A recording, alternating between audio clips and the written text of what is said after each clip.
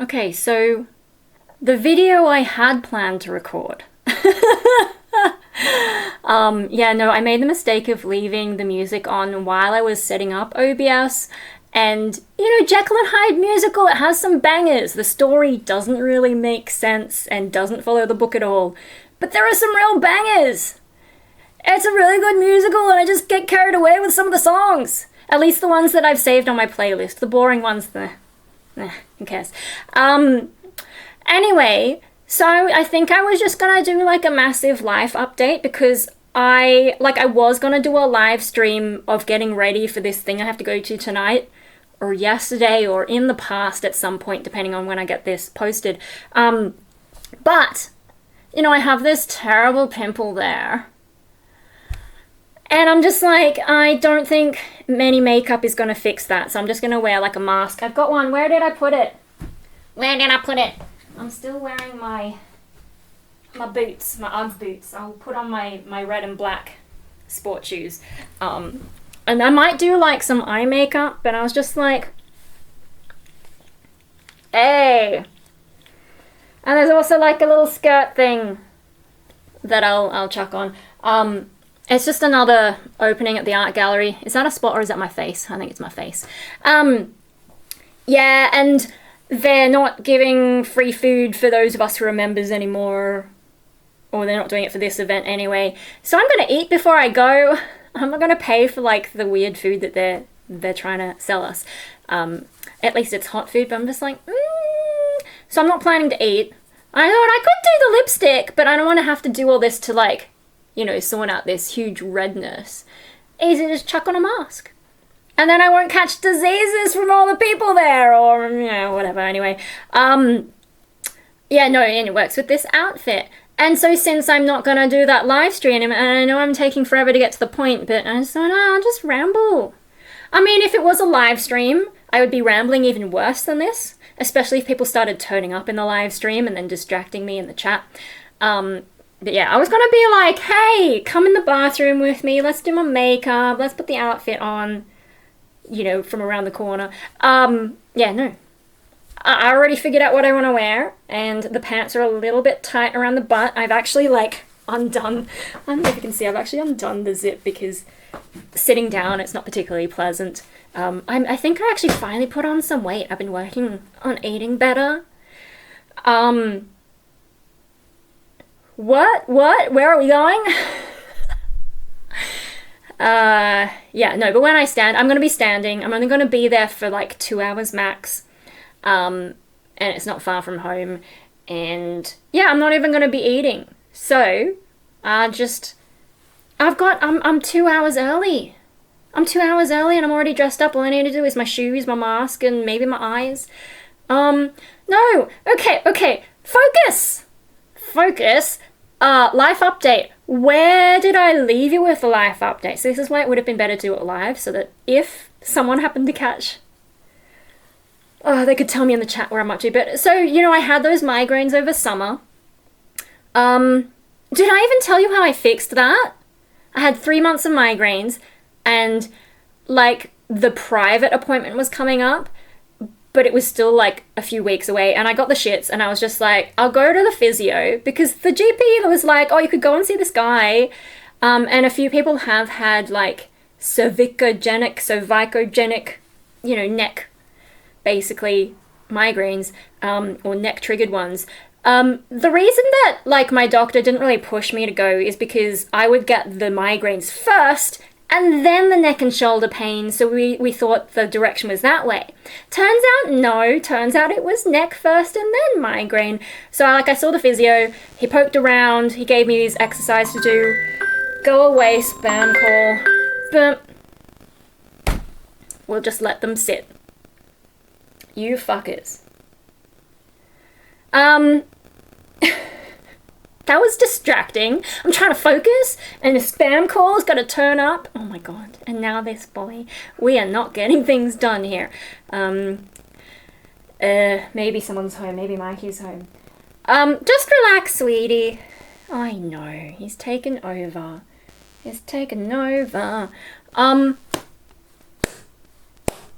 Yeah, yeah, went to the physio, he poked around, gave me some exercises to do, and that sorted me out.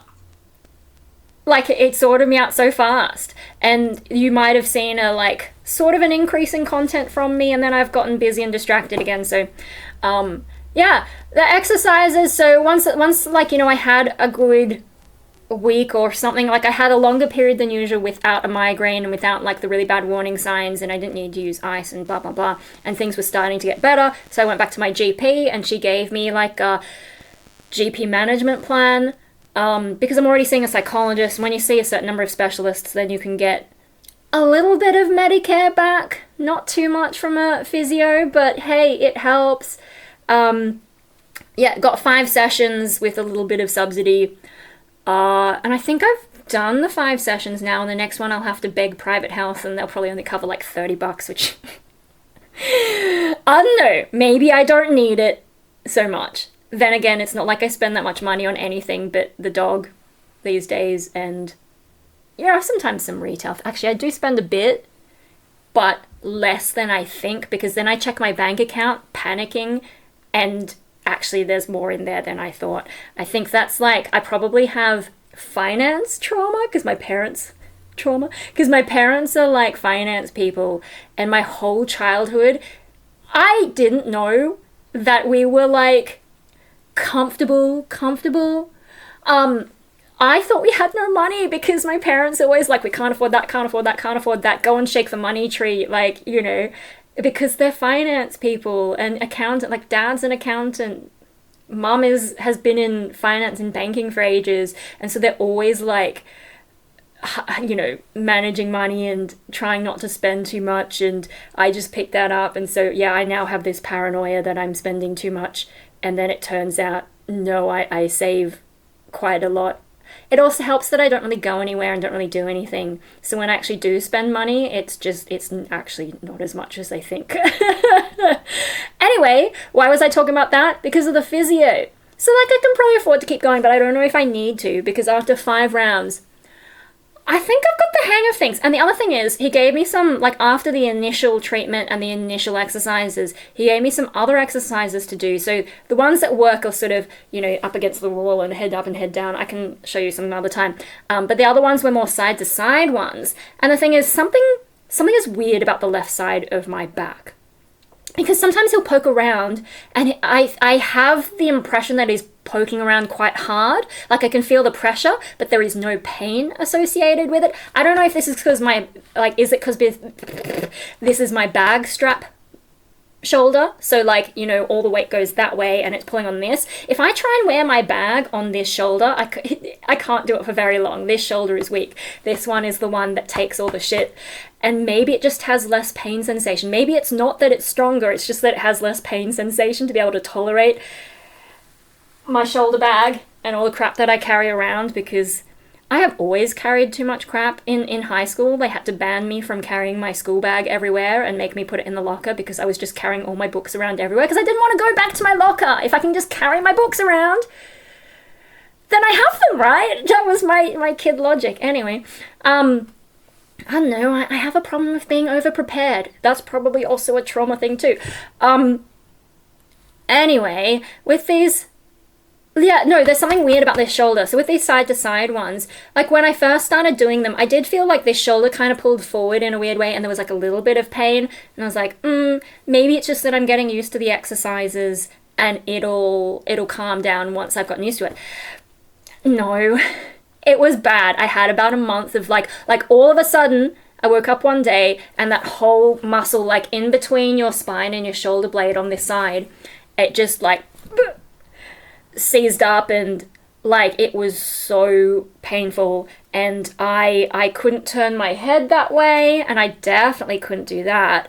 And this way was a little bit easier, but like, yeah, it was bad. And it was a Sunday, so the only massage I could get was one of those weird little Thai places, and like it was remedial. Which way is this going? Sorry, I'm obsessing.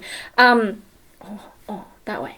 That's more in the center. Anyway, stop fussing. Yeah, it was supposed to be remedial massage, and there was an intake form saying, like, you know, tell us what's wrong. But I feel like she just went through her usual routine, and even the hot rocks came out. That was I wasn't expecting the hot rocks. Did it help? Not really, because it was so tense. Like, I probably needed some really focused work on that. Helped me relax for a bit, but I was just... And, yeah, I think it was a bigger gap between physio appointments. I think it was like 2 weeks maybe before I could see him again. And he worked on it. Like, I had already kind of figured things out by then. Like, you know, things had been improving, but it got to a plateau where it stopped improving, this pain. So, like, I saw him, like, he worked on it, and it was fine the rest of the day, but then I kept waking up with a sore neck, like, every damn day, pretty much for a month after this happened. To the point that I had to go, like, at some point I had to go to the... Where is it? I had to go to the pharmacist and be like, look, I've been doing the Voltaren gel, I've been doing the Nurofen, the Panadol, it's not... I'm going to obsess about this. This is the problem with having things that have, like, an obvious center. Yeah, I just went to the, like, I need something better. And I think I couldn't get into the doctor right away. So I ended up on this, Celebrex. It's a little bit more of a hardcore anti-inflammatory. Like, hardcore enough that some pharmacist is like, you can't use Voltaren gel at the same time as this. Obviously, you can't use Nurofen at the same time as this. And I had to wait, like, 12 hours after my last Nurofen dose before I could have this. This is the thing that helped. Like, you know, I think my back just needed a circuit breaker, because, like, I was trying to massage it. I was using old Dad's. He's got rollers and these little balls that you put in there and, you know, against the wall, and then massage guns, and nothing, like, it would help for a bit, but not really. And I think I was starting to over massage it, which is probably why I hit that plateau with the pain going away. So the Celebrex, it actually did take away enough of the pain that I could resist doing those things, and it finally gave it all a chance to heal. This is my bullshit armchair, you know, assessment of what happened. So take it with a grain of salt, but I think that's what happened, is, like, I took away some of the inflammation, took away some of the pain, and then I could just leave it alone and just properly recover. And then the following week I saw a doctor, not my usual doctor, but the one at the practice who does the most sport. Like, his sports medicine is kind of his thing. I think my brother, not the younger one, the one who's actually sporty, he's seen him before, and yeah, he checked me over, made sure there was nothing too wrong with it, which, like, the physio would have picked up anyway, and then, you know, talked to me about the medication, the strategy, because I think you can only take this, you're only supposed to take this for 5 days in a row, and I had reached 5 days by then, and he's like, you could take it a bit more if you, like, a couple more days if you need it, but you really, you know, should take breaks, and then just take it when it gets really bad. And I haven't had to take it since. And then, yeah, you know, just talking about other things. And then he gave me some more stretches, which is this piece of paper here, which is more about, like, getting your spine moving, because apparently, you know, our spines are made to move, but if you're sitting at, even if you're sitting well at a computer, like, you're not really doing those twisty movements that the body is designed to do. Yeah, and that, I think that probably helped a bit. And then I got a massage. There was, like, a two massages for a discount at this local place here, and kind of a bougie place. They have a really nice waiting room, and yeah. Anyway, no, I got a good massage from, like, a remedial masseuse, and when I told him, like, he's like, you know, is there anything I can help you with? And I told him, these are the areas to focus on, and he focused on them, unlike the Thai chick with her hot rocks. Yeah, so he, like, the whole hour pretty much was mainly spent here, a little bit on other parts of my back, but mainly there. He could feel it straight away, because, like, I've inherited my dad's back. Even though I didn't play any of the sports that he played to screw himself up, somehow I've inherited it. Like, you know, you can push really hard on my back, and I just won't feel it in certain spots, and the pain, you know, it's just that nice massagey pain. It's not, like, pain, if that makes sense. Like, it's not like, stop, pain. It's like, no, that's nice. That's actually fixing the thing. So yeah, he worked on that. And yeah, the next day, and then since, like, you know, the next day was a lot better, and then the day after that, fine again. So that was this whole process of getting through the migraines. And then I got the back pain, and then coming back out of it. And it's just been an ordeal. So that's really affected my ability to do anything, because I'm in migraines, obviously in bed a lot, you know, in the dark, in the quiet, just recovering. But then this physical pain, like when you have pain, it's so preoccupying. It's so hard to just get on with life. It's crying out to you that it wants something. It's like, oh my God, I have so many things to do. Can you not? But it just keeps going. Yeah, so hard to think, and then fatiguing, and, you know, along with all my other problems, you know, I had problems with my energy levels for quite a while, but I'll get to that in a moment, because I'm probably all bubbly again. You know, it's so funny, people who think I have no problems because they see me online, but like most of the time when I'm online is like a better day, because obviously I can't make videos if I don't have the energy to turn on a camera. I mean, I could, but it'd be shit. There are some videos where I've been super upset and made a video that's sort of at a point of desperation. But for the most part, if I'm going to film, it's going to be when I'm feeling well enough to film. People think that's my whole life. It's so funny. Oh my God, you'd think by now that people realize what you see online doesn't necessarily reflect reality, or like is only a piece of the puzzle.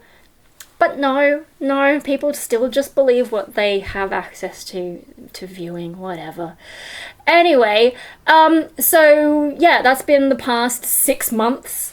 And, you know, before that was all Triton and other issues I was having, and oh my God, it's been rough. It's been rough pretty much since my gig, which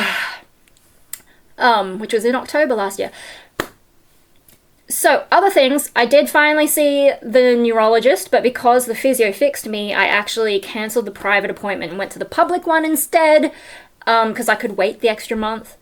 And, yeah, no, still had no migraines. I have had one migraine since the physio, but that was when I still had the back pain. I had to drive, and, like, car seats actually squash you in, which is not what I need. I need to have, like, the chest out, boobs out, and get the posture good, but the car squashes you in. It's yeah. And when I had the back pain at the same time, and then I was concentrating because like Trenton had a play date at the park, and I don't think he's a park dog. Like he was fine with his friends, with his lappy friends, but once a puppy turned up, I had to be right on top of that and, you know, make sure he didn't traumatize it, so I put him on the lead and then eventually took him away to the cafe. But having to concentrate and then, you know, talking to people and all that, I wasn't paying attention to my posture and, you know, with the pain as well. Like, I think that's part of why I got the migraine. Exhaustion, bad posture, and having to focus for so long. So yeah, in the afternoon that day is when I had the only migraine I've had since physio. So probably the only one in about 2 months, probably more than 2 months at this point. Yeah, and then I just did the self-care. I wasn't on top of it enough to try the new meds the neurologist gave me, which are floating around here somewhere, unless maybe I did actually put it in my bag. I don't know. I don't think I put it in my bag yet. Everything's chaos. I need to, like, clean up stuff. I'm trying to catch up on life. Like, I only just posted on Patreon my February art. What is it? It's May now. Anyway, it's around somewhere. Which I should probably figure out where, because if I do get a migraine, I need to be on top of it. Is that it? Oh, yeah. That's the next one I'm going to try. Talk about that in a moment. But yeah, with that migraine, I didn't catch it fast enough to try this, because I hadn't had a migraine in 7 weeks at that point. And so I was like, I wasn't ready for it. I thought it could just be another headache, because I've had headaches since physio, but Panadol and Nurofen now work. And doing the postures now work and all that. So, yeah, I didn't take it fast enough. I didn't realize it for what it was to take it fast enough, and it just wasn't worth it at the point that I did finally figure it out. So I just rested, and next day, a bit groggy, you know, that post-migraine hangover feeling, and then after that, fine. Anyway, so I saw the neurologist and hadn't had any migraine since then. So this is before the dog park incident, or dog park followed by migraine incident. I was still quite sore, but I told them about the physio. They looked at I've got a headache diary.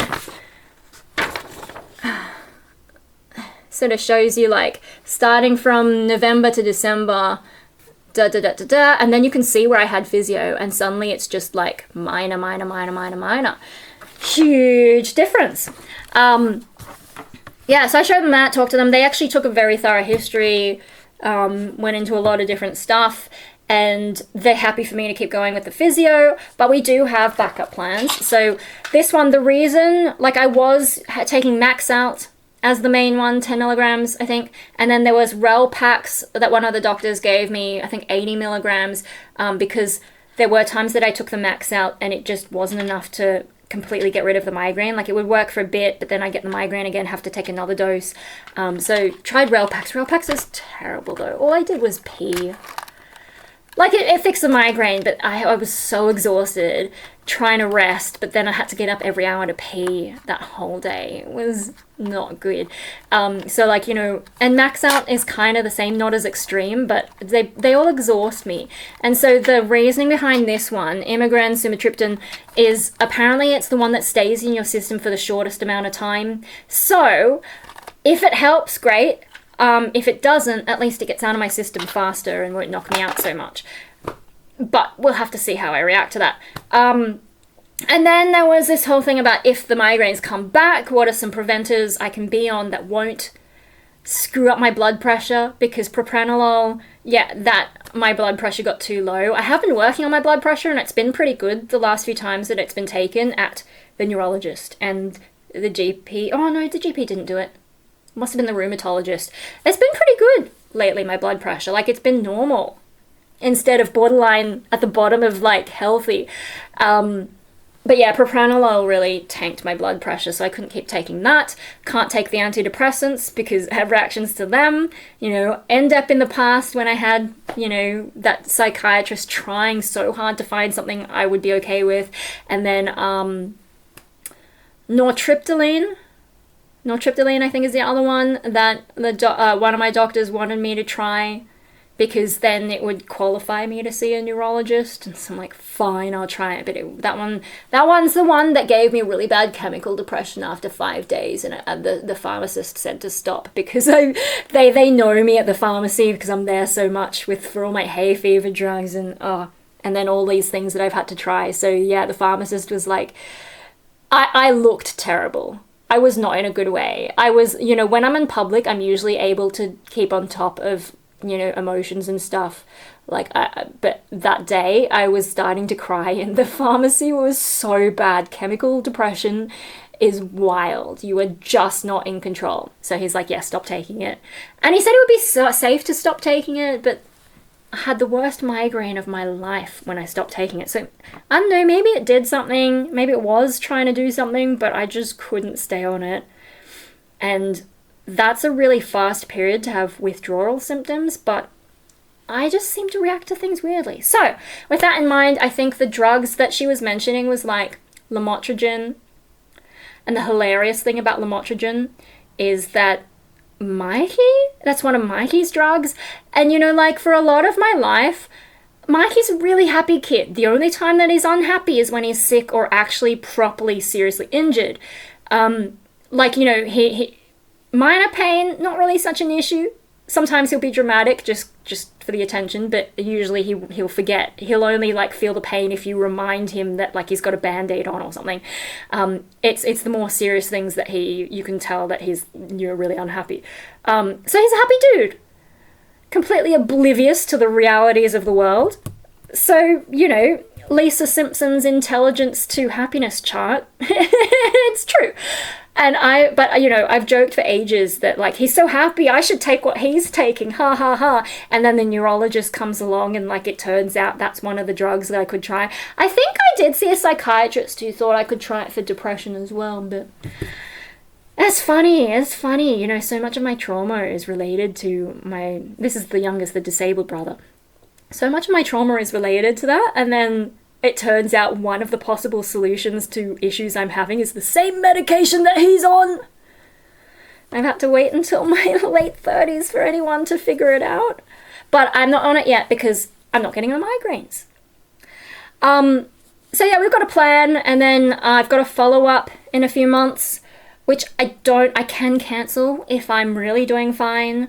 But we'll see how we go. I have had one migraine though, so maybe I should go back. But we'll see. I could have other migraines. We've got to wait. It's just like a waiting game to see if we've actually solved this with physio or if something else comes back at some other point.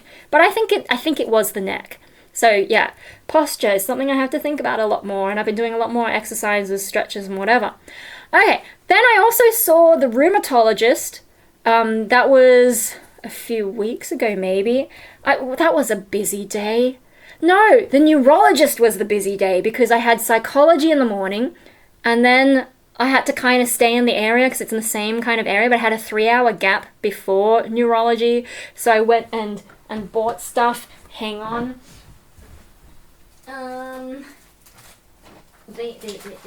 Which I haven't really put away, haven't really done anything, so I'm trying to get on top of my life. So, Eminem, I'm a little bit obsessed with that song, which one is it? The Monster, because someone edited together this like really epic Dexter cut, and it just like, it fits so well. Turns out he's probably a professional editor. I think it's a he. Anyway, yeah, The Monster. I'm friends with the monster inside of my head. Ba-da-da-da-da-da-da. Da-da-da-da. Trying, yeah, anyway, and then the rap. So I just bought the whole thing. This is how I used to buy CDs. I know I was going to talk about the rheumatologist, but now I'm on this. This is how I used to buy CDs, is I would find out one song I like, and then just go out and blind buy the whole CD. And the thing is, like, it's sad that people don't put CDs out anymore. But anyway, I don't... What is this one hidden thing? I've got to see what OBS is talking about there. Anyway, I forgot what I was going to say. No, I don't use Spotify. I don't use any streaming services, and I actually don't listen to music all day, every day, like you would expect for a musician. I have a lot of quiet time, and when I do listen to music, it tends to be the stuff that I've already bought and that are on my Windows media player, which I refuse to give up, even though they've broken some of the features, but whatever. Yeah, so, like, I'm like, I need to do this more. I need to just randomly buy music. The trouble is that a lot of people don't put out CDs anymore, so it's only really the big artists. It's expensive, though, for, like, smaller indie bands to do, so I get it. In that case, it's Bandcamp, but then Bandcamp, I can listen to the whole thing, and, yeah, I don't know, it's hard. The ones that I've bought, Construct, what is that one called? The Deity? The album The Deity by Construct. Fucking epic. Every song on that is amazing. Citizens of Amazon by Cyrus, I actually really like it. It's like, you know, the ones that in my review a while back, there were some songs that I was like, not sure about this. No, they've all grown on me. I love all the songs on that now. Alt, A-L-L-T, what is that album? That specific album, because I don't like any of the other releases they've put out. Alt, where are you? Oh. The Seed of Self-Destruction. Yeah, there we go. I need to rename things in Windows Media Player. But anyway, The Seed of Self-Destruction. That's a great album. Not so keen on the rest of their stuff because it starts to get a bit more generic, I think. Or at least the last time I checked in on them, which was a while ago. Anyway, yeah, no, I need to get more music. And it gives me ideas and inspiration and just, like, different, like, what I like about this. One of the problems with metal is there's a way to sound metal, and so a lot of the metal bands, like, it does, especially these days, everyone's trying to be metalcore with a very specific sound, very specific vocal way of doing things. Maybe it's just that I'm not on Spotify listening to all the latest stuff, but a lot of it, there's not a lot of new stuff going on. There's a lot of good music with, like, fun choruses, but not enough new stuff, and my brain needs novelty because I can get a little bit bored.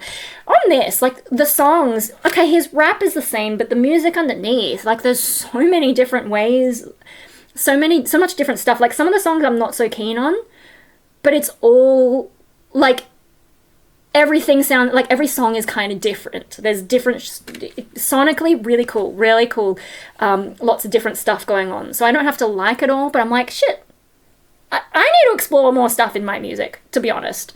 Like, I've been doing that, but I need to do more. I need to do even more crazy shit and just sort of really get out there. Anyway, What I was actually shopping for that day, though, Dexter Resurrection, I think I've mentioned it somewhere. I haven't opened it, as you can see, because I've been super busy for someone who's unemployed.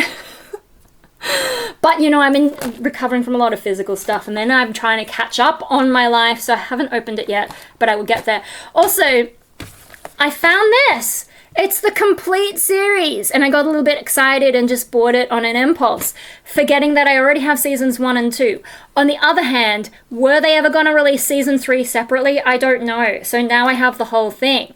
Then again, seasons 1 and 2 are the ones that have the best episodes that I like. So did I need this? Probably not. I honestly forgot I had this, but now I'm like, okay, well, I have the whole thing now. So what do I do with this? Do I hold on to it, or do I give it away?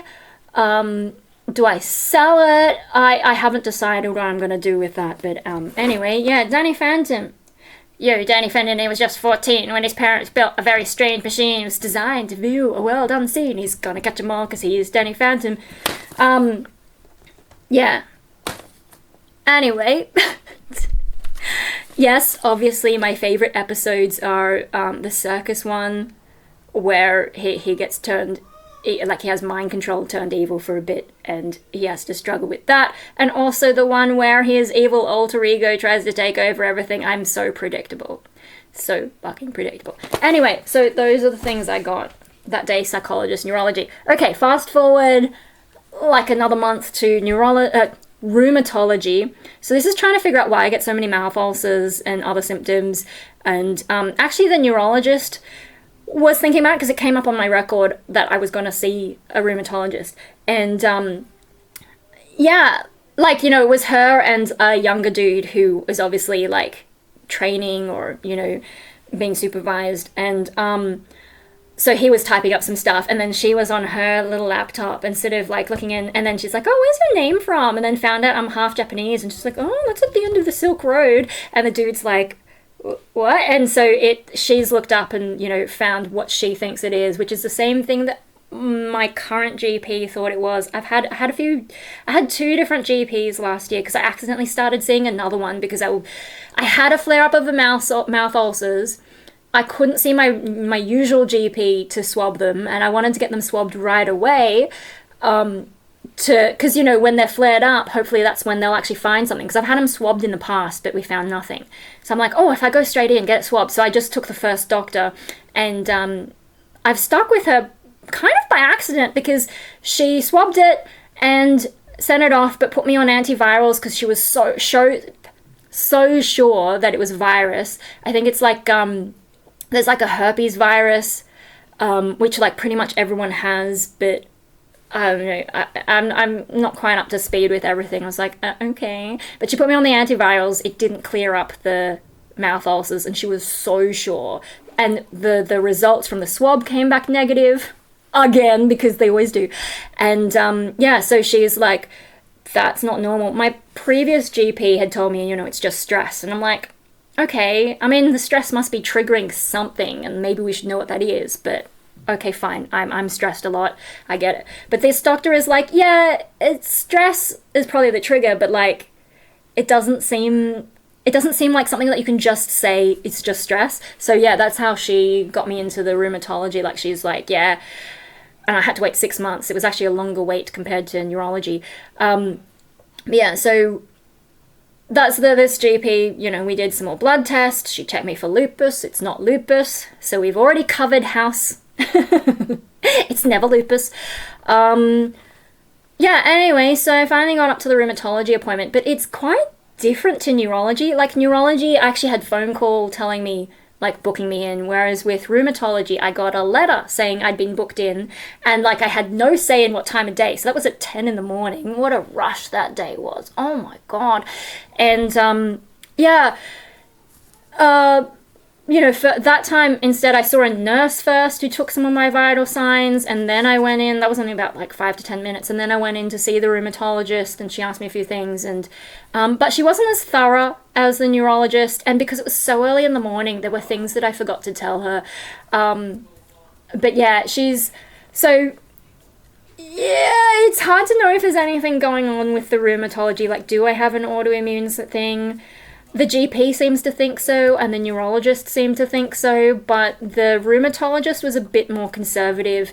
And because I don't have enough symptoms, like, to really add up, like, as a definite thing.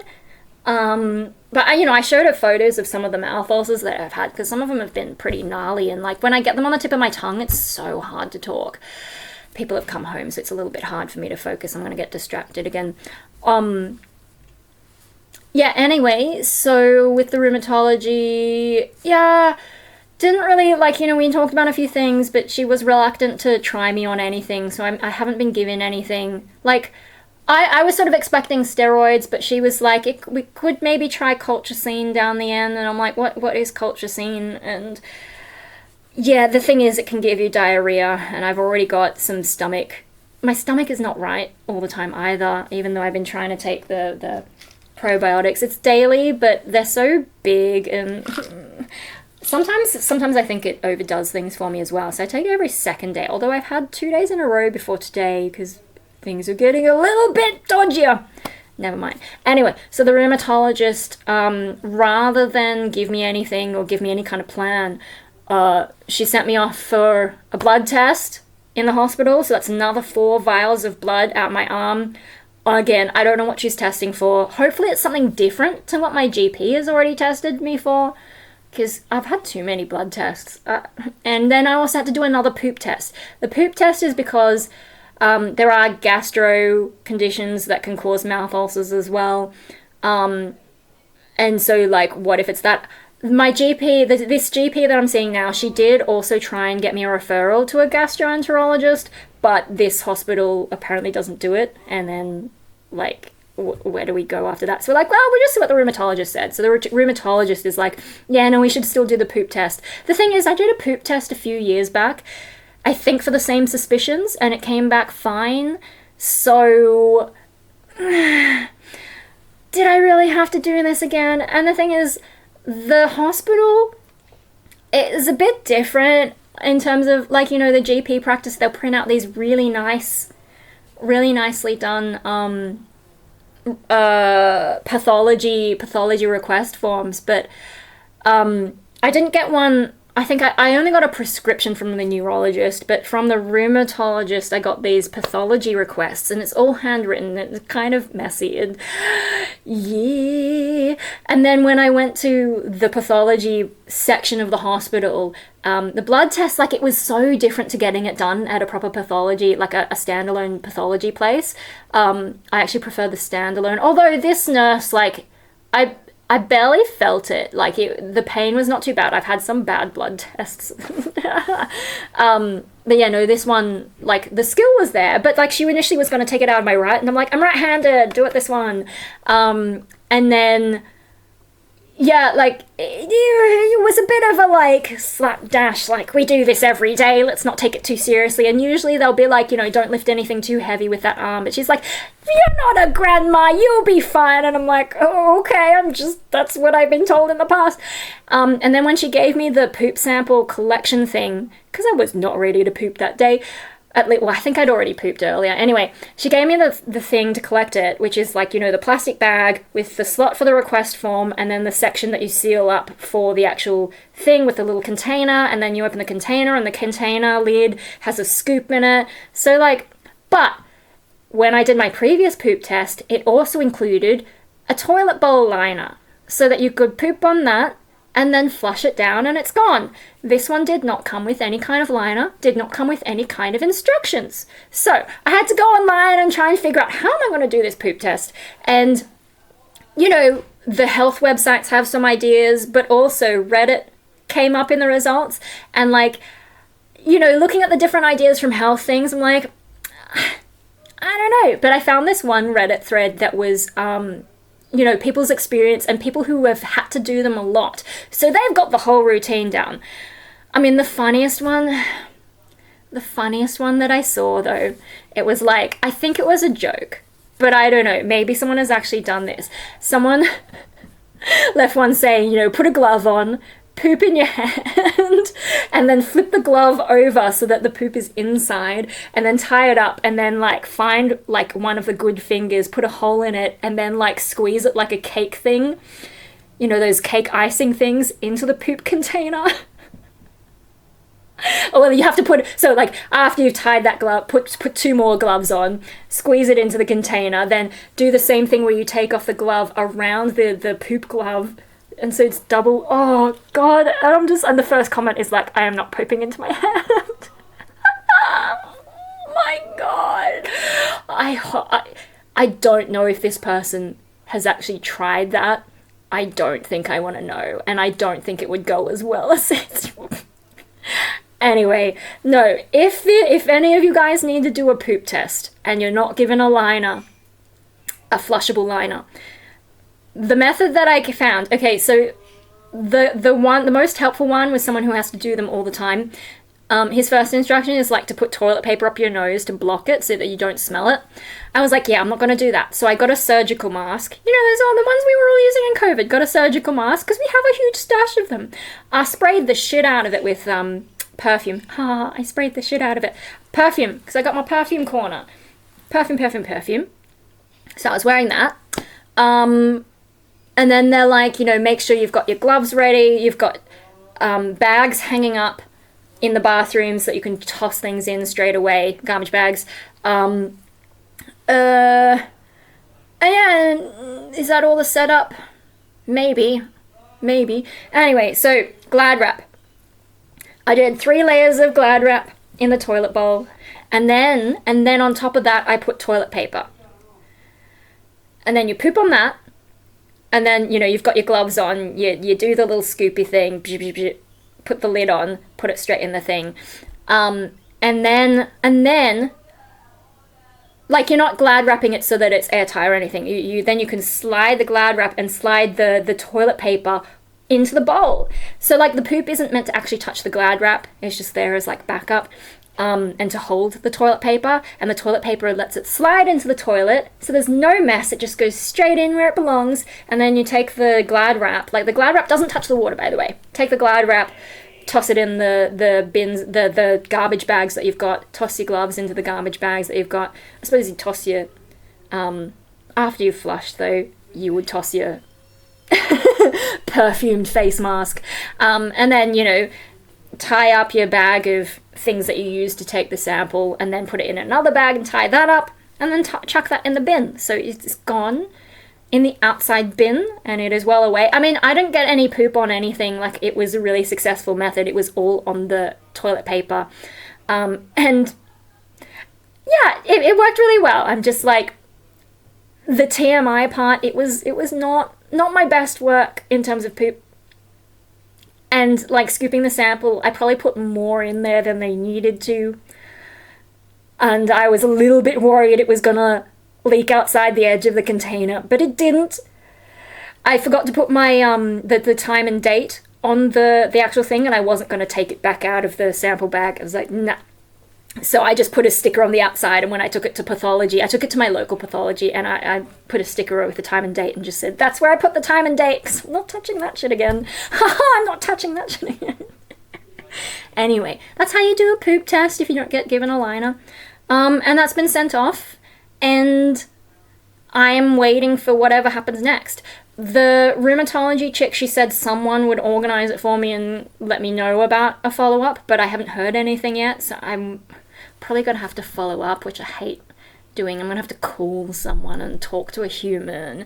Or maybe I could wait until I see the doctor, like my GP wanted to follow up.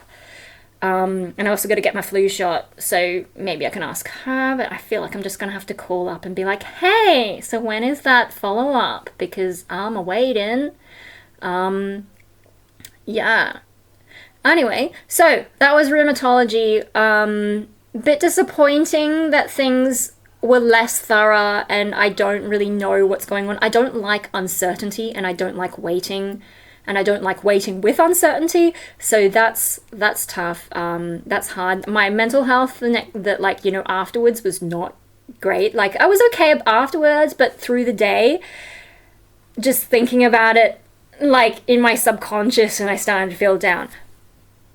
And I was like, you know, I had been building up to that for so long.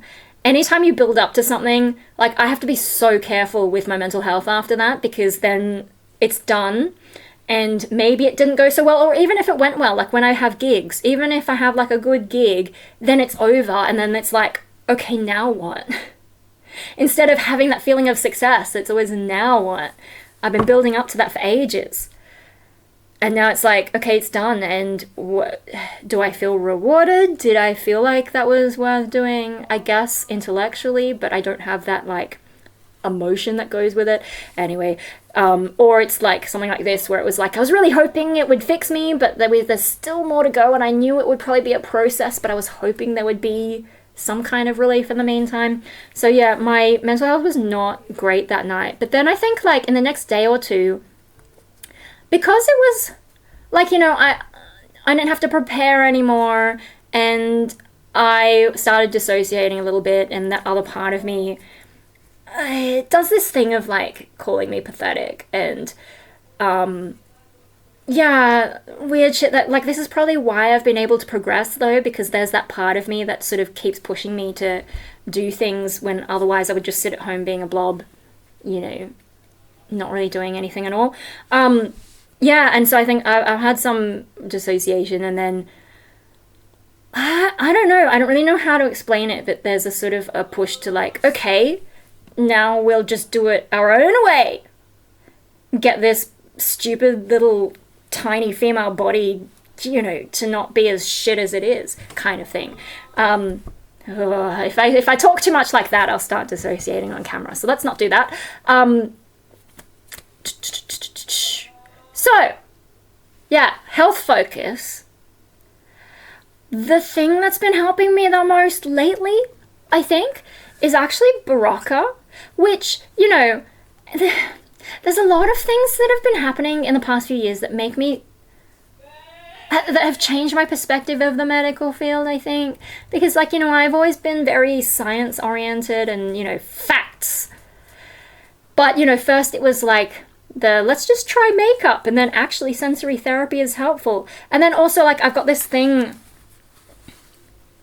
this red blob, right? It was twice the size before, and I've been putting retinol on it, just my regular face one, and it's actually like shrunk since I started doing that, which I already had that experience with. There's this one that used to be quite big and red, and that one has like shrunk. And there was one on my lip up here, I think, or was it over here? I don't even remember what side it was on. It was a big red dot, so when I put lipstick on, if I didn't conceal it, it looked kind of like I'd made a mistake with my lipstick if it was a red lipstick. And if it was black lipstick, it would just not look right. That's disappeared completely. And so, you know, people are like, oh, the cosmetic industry is so much bullshit. You know, they don't do real scientific studies. But there's some truth to some of the things that are going on, and some of the formulations, like, I know the particular, like, you know, even if they find that something works, they don't really study every combination, like what's the optimal combination to do these treatments in. There's a bit of chatting out there. Go away. Go away. Anyway, yeah, no, they don't really study, like, what's the best way to do these things. But I think the cosmetic companies, they're actually doing more than the science world tends to give credit to them. Because, like, you know, they've got to compete with each other. And when people are finding a product that works, they tell each other. And so, you know, you've got that sort of feedback from the beauty community. And then the ones that work sort of take off, go viral, whatever. Not all of them. Sometimes it's just hype. But there are some things that actually work. And I'm like, and, you know, with these red things on my face, like, I showed it to my previous GP, because, you know, I'm like, it's a skin thing. What if it's a skin cancer? Because they're like, if you see any weird things on your face or on your skin in general. And I showed it to her, and she's like, oh, it's just a blood vessel and blah, blah, blah. And I'm like, okay, so what do I do about it? And she's like, you can't do anything about it. Same with the milia. When I had milia, you can't do anything about it. And I'm like, but it bothers me because it looks like pimples, and I have, like, you know, I had such a period of time when I was younger getting through that, and it just, you know, sets off a thing in my brain where I'm like, I gotta treat that. And then I go to the beauty world, and they just pull them out. And then give me these things that get rid of these red marks that I was worried were a skin cancer, but no, it's just a regular thing. And the GP's like, you can't do anything about that. And it turns out that was bullshit. Just because you don't do it. Yeah, so that aspect of science, but like with back to the Barocca thing, you know, the general thing that sciencey medical people say is like, if you don't have a deficiency, don't take the vitamins. It's just expensive. You're wasting your time, kind of thing. But I think now it hasn't been enough time to be sure. But I started like, you know, earlier in the year, I was mostly doing hydrolyte because hot weather, migraines. You know, people saying hydrate, blah, blah. I was doing that, but sometimes I would have a Barocca, but it wasn't consistent. And then after that, I started doing like every second day Barocca, so I would alternate hydrolyte or Barocca after walking the floof. But now, like, you know, the weather has cooled down a lot. I don't feel that sweaty. So I'm like, I'll just do Barocca every day. And it's maybe been a week of Barocca every day. I think there might have been one day I missed. There's one day I missed in the past 10 days or so. I can't remember what it was. But yeah, I've been a lot more consistent with the Barocca. And after a few days of consistent Barocca, oh my God. After a few days of consistent Barocca, I noticed like I wasn't having to nap after our morning walks. I've been able to push through. Now, it's not necessarily, sometimes I've been productive, and there were a few days, the early days, I had things on that I needed to do, and so my brain had something to do, so I didn't just, you know, get bored and go to sleep, which I think is sometimes a problem. But even after that, when I haven't had things to do, I've done things on the computer, and, you know, yeah, computer is a low energy thing, and maybe I'm just draining my mind on watching YouTube or whatever, but I'm awake. Because sometimes I can be at the computer watching YouTube or whatever, and I will just suddenly get really tired and need to nap. But that hasn't happened since I've had the Barocca, regardless of what I've done. And I think it's working. I think it's actually helping. And so now I'm like, okay, you know, none of my blood tests have shown a deficiency for a long time. Like way back, I had one time that iron was low. And then way back I had vitamin D low, but that hasn't been an issue for ages. So theoretically I don't have any deficiencies, but I am seeing a result from Barocca. This is Barocca Energy, which is the new name for classic Barocca because they've got the immune one now. Yeah, so multivitamin has got like, you know, things like magnesium, and I used to have it before I went to bonsai so that my feet wouldn't cramp. Because that would happen at bonsai if I didn't do that. But no, I think actually the energy part is finally working for me by being consistent about it. So, like, it's not perfect and I've got to get better sleep, but I have been sleeping. I've been managing to sleep like more like 7 hours instead of 5 or 6. Even if I wake up in the middle of the night, it's still better than what I was getting before and better quality. Helps that my neck isn't hurting anymore. But yeah, no, I'm starting to find that, like, I do have a bit more energy and I can get a bit more done. You know, taking back those hours where I would otherwise be napping, you can actually get a whole lot more done because then I don't have to go through the whole process of rebooting my brain, getting back into the swing of things. So yeah, it saves a lot of time, and then I've slowly been catching up on life. Like I said, you know, the Patreon post.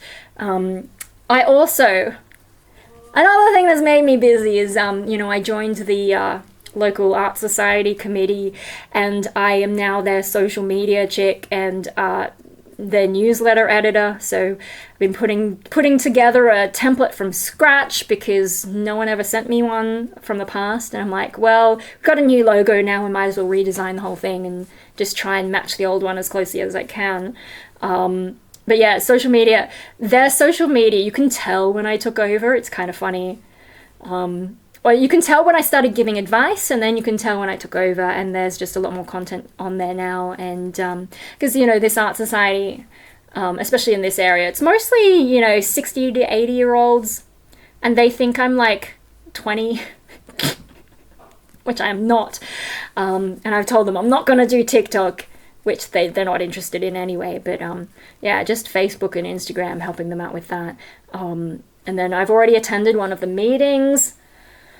they talk about finances and things they're organizing, and I'm like, I'm just here to do your social media. I don't really have ideas about this other stuff, but I got to be careful with that. I got to be careful I don't burn out. But the president does know that I'm not the healthiest person. She's like, just do whatever you can do, whatever you feel like doing.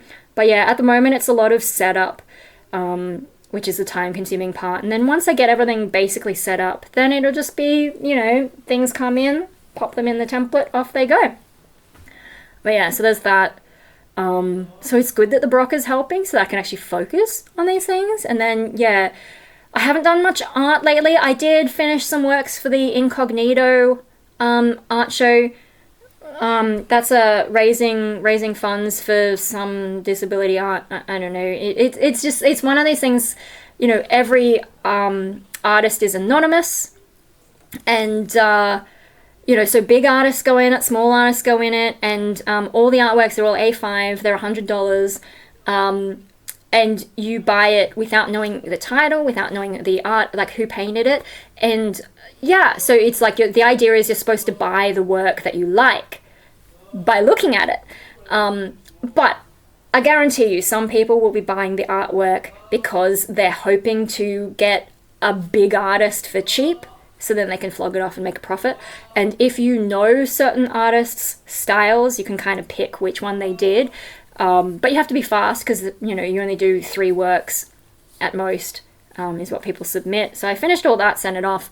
I can't tell you what I did. I can't even post it on Patreon because it's meant to be anonymous. So, until they do the reveal later in the year, then I can show you what I did. Did I film a vlog? I might have filmed a vlog for that already because it's already sent off. If I didn't film it, whatever. Yeah, so I've been doing that. I haven't done a lot of music, but I have started singing more again, and I'm sort of planning to do a bit more music. It's just, catching up on everything. And, with my energies levels are better, but I also need to, keep making it better so that I can keep going instead of feeling like I need to just watch YouTube for a bit and let my brain chill out. And then, getting back into YouTube stuff, sort of been on the backseat because I've had so many appointments. There's so many things on my calendar. Oh my gosh. So I've had, the meetings I've seen my GP, I've seen the rheumatologist this month. I had that massage before, I hung out with a friend, I had the physio. I had to take Triton to the vet yesterday to get his vaccinations. He had to have 2 needles, one for kennel cough, one for lepto. The kennel cough one, he screamed. And then, I don't know which one it was which actually. The first needle he screamed, the second one he screamed before the needle had even touched him, and the vet's like, I haven't done anything yet. And he was so embarrassed by us, the vet, the nurse, and me. We were all laughing at him. It was so funny that he didn't actually feel it when it actually went in the second time. He's just so dramatic. So the coming week is a bit more chill, but I have to see my psychologist, and then I've probably got to go and renew my driver's license. And then I might go to a gig next weekend because a band that I've been meaning to catch for ages is playing. I've been too unwell to go every other time, so I'm like, maybe I should actually go this time, but we'll see how I go. And then the following week things get a little bit busy again because I got another massage because it was a two for cheap deal, so I got to use it in the time frame, and I got to see my GP to follow up on things and get my own flu shot, and then I got to go take Triton back to the vet to get his booster for the lepto because it's a new lepto vaccine. Oh my god, everything's so chaotic here. I'm gonna have to go and have some food in a bit though because there's no food at the thing tonight. So yeah, that's a decent hour-long update of mostly medical stuff, life stuff, why everything is a bit I just haven't had a lot of time for YouTube. So yeah, also with mental health stuff, my mental health is doing better at the moment. I think it has been pretty much since my gig last year. Actually, before the gig, I was getting into a good swing even before the gig, and I was starting to write more music again, and finally starting to find a bit of balance in my life, and get a bit more stable with my mental health. So it's mainly been physical health issues that have been throwing me off. Mental health, I don't know, it just hasn't been as much of an issue lately, and I think rotating my hobbies has helped, and not putting too many expectations on myself, but still pushing ahead and still trying new things. I'm always trying things. People are like, oh, you don't seem schizoid. And it's like, yeah, because I don't just accept that this is my fate. I'm still trying to make my life better, because otherwise, what's the point? If I accept that my life is always going to be shit, I might as well kill myself. So I don't accept that. I am going to keep trying as long as I can keep coming up with ideas. So, yeah.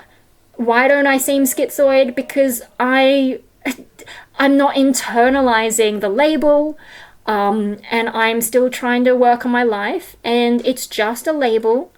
And if I have improved in certain areas, great! Also, I'm old now, and age can, like, reduce the effect of some personality disorders just by age. You know? Aging wisdom, maybe. I don't know if it's any of that stuff, but there's that.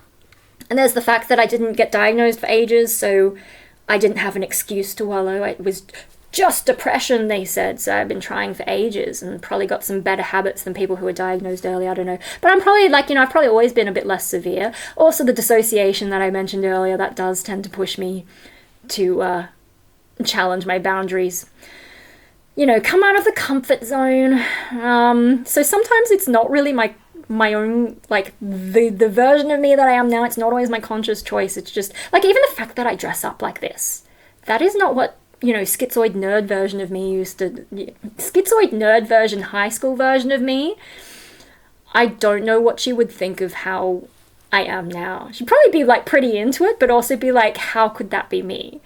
That is not what I thought. This is not what I thought in high school. And, I grew up before social media, so I didn't really have role models. You might very rarely in my area see a goth, a couple of goths at the shop, but mostly you didn't see it in this area. I just, I started dressing in black esprit clothes when I was younger, and someone said, oh, she's turning goth, and I'm like, I don't even know what that is. And I wasn't exposed to a lot of pop culture either. So, I was growing up in a world where, I didn't even know that this was a thing that could be done. Anyway, no, I've changed so much. And that makes it really hard to keep a stable sense of self, because I'm just how was that? 3 ways my sense of self is messed up. That's, my brain just struggles to put it together, which is probably part of the whole schizoid thing as well, or just the trauma. Yeah. Anyway, so why did I bring all that up, the mental health stuff? Because, I know a lot of my audience wants to hear mental health content, but I don't have a whole lot to say at the moment. And, I think I've had things in the past, and I've probably got a list of issues that people wanted me to talk about, but it's just not on my mind at the moment.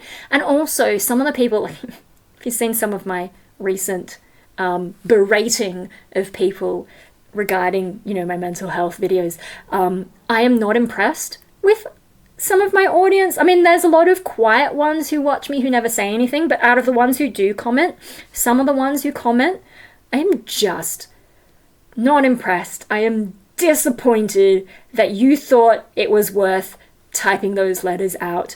I'm just not a fan of my mental health audience. I'm just not a fan. Either you're quiet and I don't even know, what are you getting out of this? I don't know. Or you're one of these idiots who leaves these ridiculous comments oh, you're not schizoid enough, or oh, all therapists are evil. And they just want to make money, when this person was just posting AI slop trying to make their own money from the same audience too. It was just you're trying to sell something. I can see right through that. Oh my god, and the amount of denial. And, one thing about mental health audiences is some want to feel better and actually want to work at it, but there are some who either want an easy fix and are disappointed and angry when they can't find one, and so that's why they're so bitter. But the other ones, they just want to wallow. They want to use the label as an excuse to not do any work to try and fix themselves, and that's not healthy for me to be around. This is why I don't like mental health communities, and I don't want to be any kind of group, because people just want to wallow. Or enough of them want to wallow that I'm just I don't need to hear this. I want to fix my life. I want to feel better. I don't want to feel depressed all the time. So, yeah, I don't like my mental health audience. I don't know what kind of audience I would like because I'm probably just schizoid enough that I will never be happy with anyone who follows me. Except mad simple. Does that make you feel better? Anyway.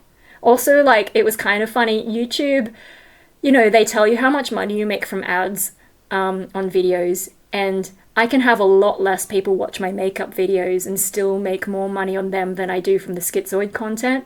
And so this is why people who think that I'm faking a disorder for views and whatever, and money and success, schizoid is like the worst one you could pick, because schizoids don't do anything, they don't buy anything, they're not a profitable group.